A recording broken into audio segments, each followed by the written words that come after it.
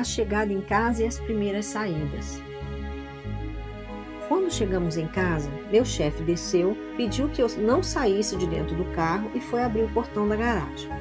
Nunca havia visto uma casa tão estranha como aquela, mas era a residência oficial da diretoria da empresa.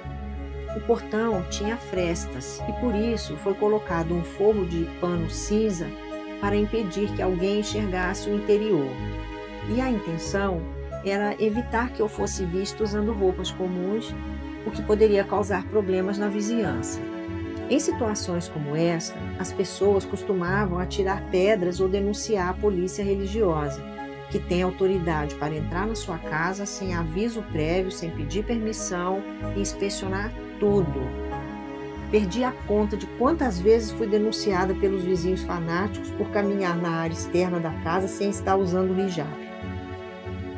O proprietário da casa era um arquiteto iraniano minimalista, casado com uma italiana que na época era secretária do presidente da empresa.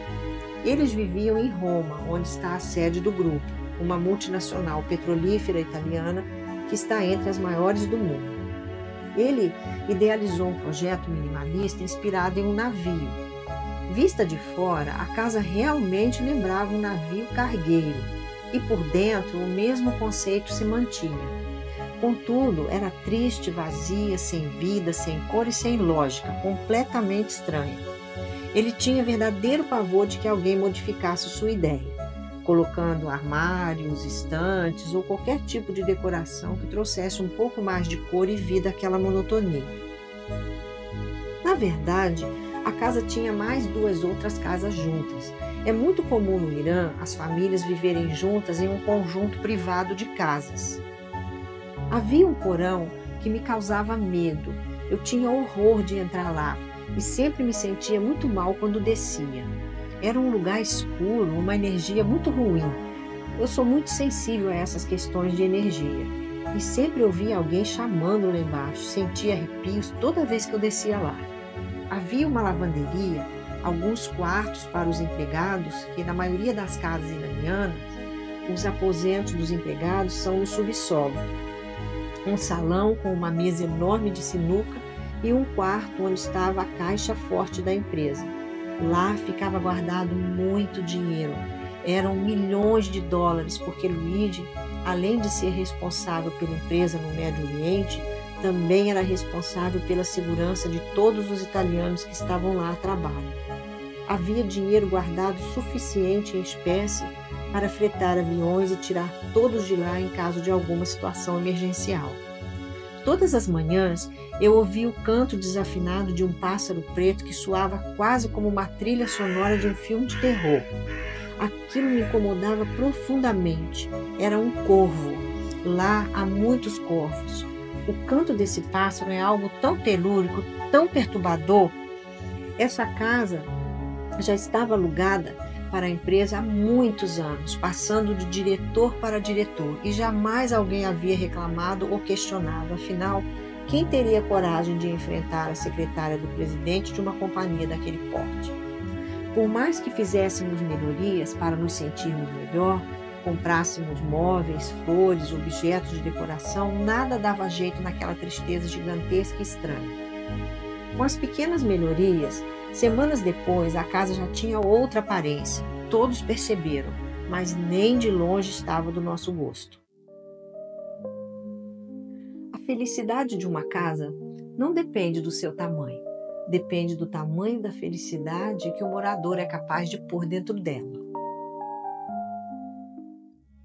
Nos primeiros dias, custei a me acostumar, pois o fuso horário é de 7h30 à frente.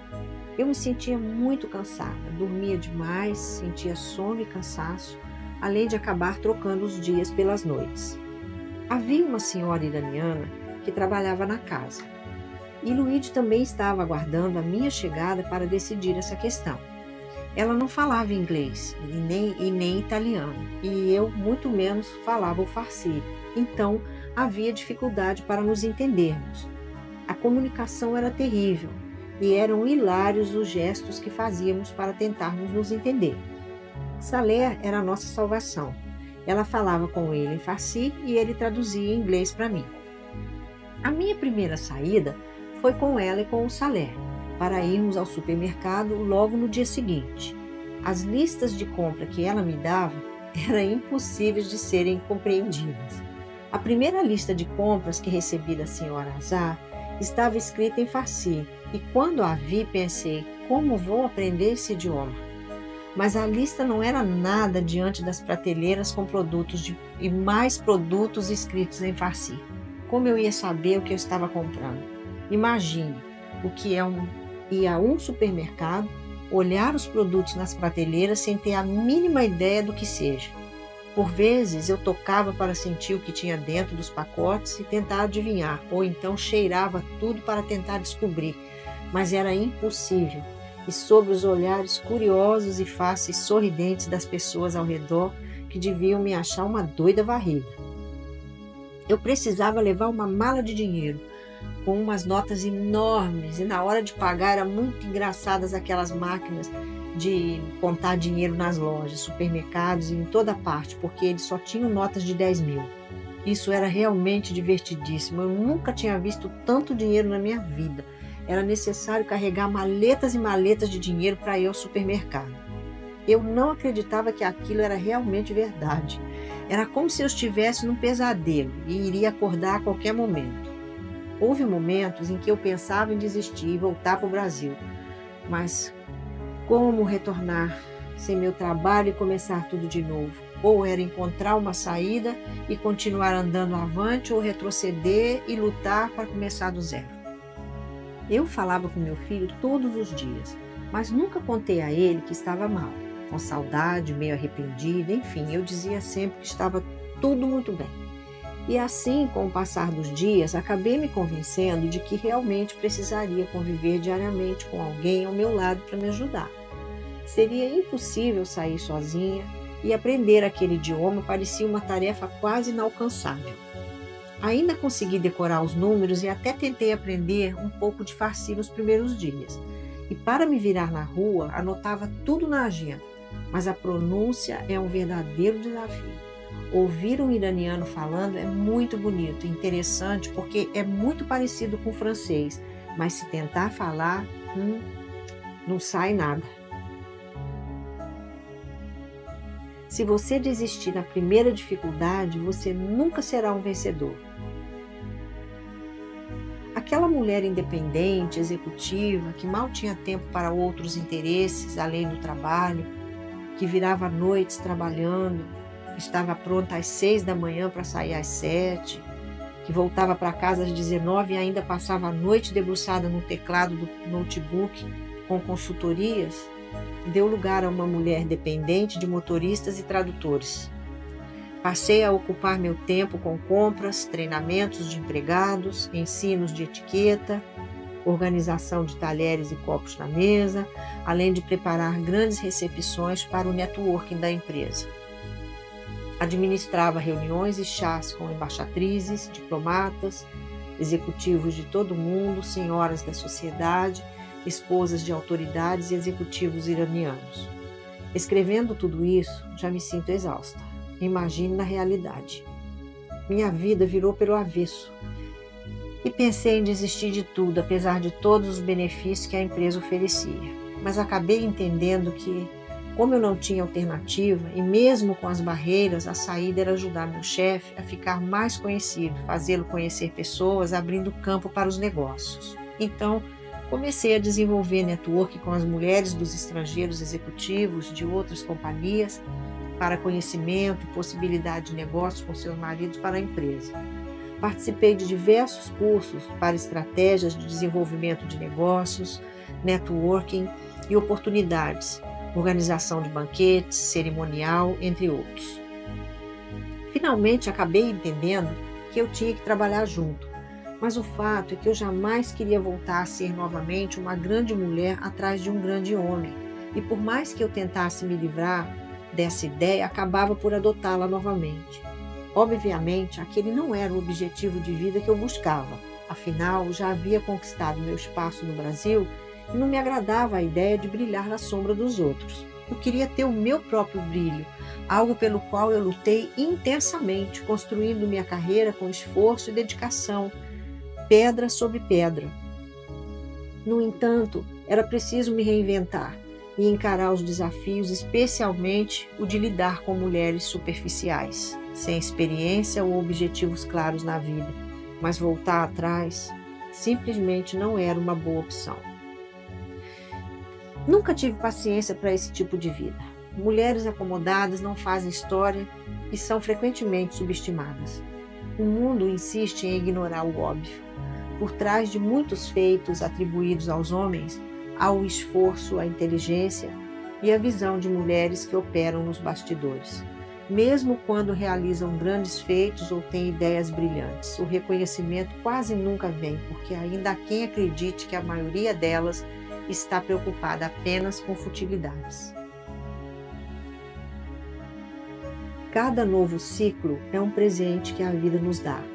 É uma oportunidade de recomeçar. É uma nova chance de reaprender e refazer. O desafio que você não enfrenta vira o seu limite. Tive depressão, desabei na cama incontáveis vezes, a pressão arterial vivia baixa, o nariz sangrava sem trégua devido à altitude e à secura implacável do ar desértico do Irã. Houve dias em que mal conseguia me levantar e a adaptação ao clima e ao fuso horário foi uma batalha árdua. Entre todas as barreiras e dificuldades com o idioma, a senhora iraniana que trabalhava em casa fazia de tudo para me ensinar o farsi. E eu até me esforçava, mas para dominar aquela língua, só nascendo lá, era difícil demais. Ela conseguiu me ensinar a pronúncia dos números de 1 a 10, que decorei rapidamente e escrevi em persa na minha agenda, para poder ler os preços nas ruas. Era realmente imprescindível aprender um pouco daquela língua, principalmente para me comunicar com ela. Aquela pequena agenda tornou-se minha companheira constante. E eu consegui aprender o básico, perguntar o preço das coisas, o meu endereço, o endereço do edifício onde ficava o escritório da empresa, os dias da semana, além de expressões como bom dia, boa tarde, boa noite, obrigada, por favor, água, entre outras palavras. No entanto, a realidade realmente me atingiu no dia em que peguei um táxi. O motorista não falava inglês e eu estava com o telefone descarregado. Foi um problema. Como conseguia chegar em casa? E foi aí que eu percebi a importância e a urgência em aprender um pouco daquele idioma. Foi um dia pesado e a partir daquele dia comecei a tomar aulas de farsi. Arrumei uma professora iraniana e mergulhei fundo no aprendizado. Pelo menos o endereço eu consegui aprender. Puzda Kuche Plakti Eloyeg Verenjak, Teherã. Mas não me peça para escrever isso em persa. Eu gostava da Azar, a senhora que trabalhava lá em casa. Ela era uma pessoa agradável.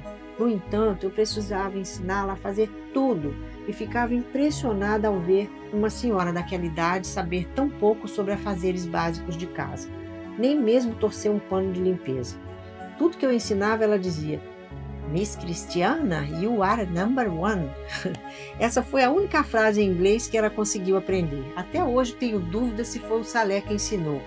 Eles não conseguiam pronunciar o meu nome de nenhuma forma. Era Cristiana, Cristiana, Cristina e por aí vai. Como eu precisava organizar a casa, a cada 2 meses uma recepção, era essencial contar com alguém bem disposto, que soubesse cozinhar, receber e, acima de tudo, tivesse vontade de aprender. A casa era enorme e exigia a contratação de uma governanta, de um garçom, um jardineiro, um piscineiro. Eu comecei a buscar profissionais filipinos, indianos e paquistaneses que, segundo as indicações de amigos e das moças do escritório, que sempre me ajudavam muito com informações, eram considerados os melhores para esse tipo de trabalho. Luigi e eu travamos uma verdadeira batalha para encerrar o contrato da empresa com aquela casa, que já durava tantos anos. Salé nos contou que outros diretores que passaram por lá haviam tentado, mas ninguém jamais havia conseguido encerrar aquele contrato. Então eu disse ao Luigi: se você estiver disposto a enfrentar esse desafio comigo, te garanto que sairemos daqui. Vou virar Teherã pelo avesso até encontrar uma casa melhor que essa e por um preço bem mais acessível. Eles não terão escolha a não ser aprovar, e o proprietário não terá margem de negociação. Nós iremos reduzir sensivelmente todos os custos dessa empresa. E lá fui eu, enfrentar o primeiro grande desafio profissional. Nós não víamos a hora de sair dali, mesmo porque era muito longe do escritório e dos lugares onde nós fazíamos compras, especialmente o Tajerish Bazar, além do engarrafamento diário que era desesperador. Se eu precisasse sair para fazer compras, teria que enfrentar aquele trânsito medonho para ir ao outro lado da cidade. Era realmente um transtorno.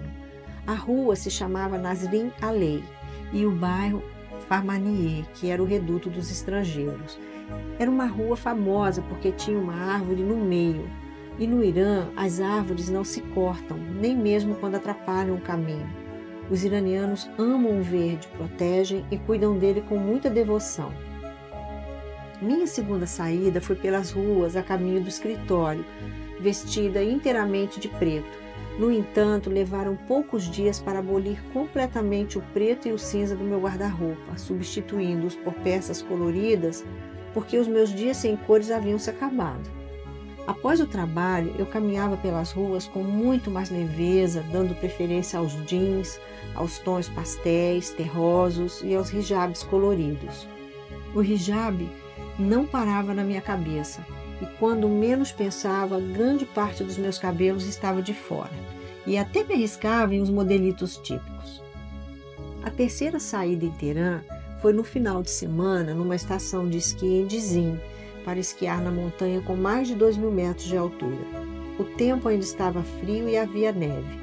E quem pensa que no Irã não tem neve se engana. O inverno iraniano é rigorosíssimo, neva demais. E após o inverno é a época do degelo das montanhas para que tenham abastecimento de água durante o verão. Nessa estação de esqui, conheci a Nahila e o Anselmo, e essas foram as primeiras amizades. Imagine, um passeio na montanha a mais de 2.000 metros logo nos primeiros dias. Foi uma prova de resistência, mas achei bonita a cidade cheia de neve. Era diferente e eu jamais imaginava encontrar um Irã coberto de neve daquela forma. A primeira saída para jantar foi em um restaurante próximo de casa. Foi muito bom, era um restaurante típico. O ambiente era bastante místico, romântico e iluminado com velas. As mesas ficavam ao ar livre pelo jardim. Havia toalhas xadrez sobre as mesas e um canto onde eles faziam pães. Era muito interessante o sistema da almofadinha. Ouvia-se uma música de fundo muito agradável e uma fonte que fazia um barulho gostoso de água rolando. A entrada era muito boa. Tinha uma pastinha de berinjela parecida com um baba ganoush e pães crocantes saindo direto do forno para a mesa.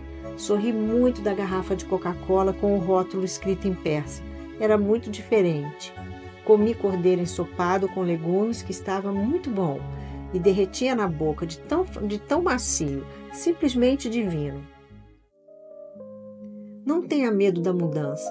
Ela assusta, sim, ela assusta, mas poderá ser a abertura para a passagem secreta que você deseja tanto entrar. Se sentir medo, abra a porta e vá com medo mesmo, mas vá.